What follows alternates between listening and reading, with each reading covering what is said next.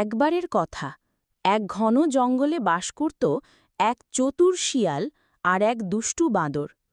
শিয়াল ছিল খুব চালাক, আর বাঁদর ছিল খুব খেলোয়াড় আর একটু বেশি গর্বিত। এই বাদরদা, তুমি তো গাছে গাছে লাফাও, কিন্তু আসল বুদ্ধি তো আমার।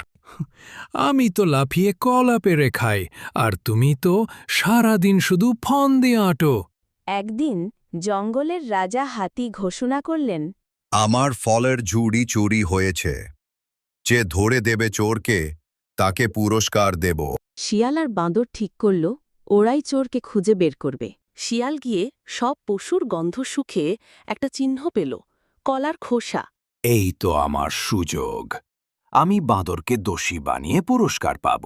সে রাজার কাছে গিয়ে বলল, রাজামশাই, কলার খোসা তো বাঁদরের খাবার, নিশ্চয় ওই চোর। রাজা বাঁদরকে ডেকে পাঠালেন।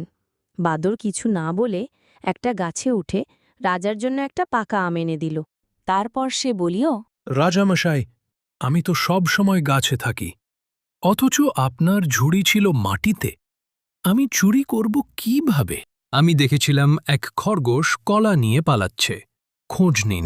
রাজা তদন্ত করলেন এবং সত্যি এক খরগোশ ধরা পড়ল। তার থলিতে ছিল রাজার ফল। শিয়াল লজ্জায় মুখ লুকোল। বাঁদর পুরস্কার পেল, একটা সোনার কলা।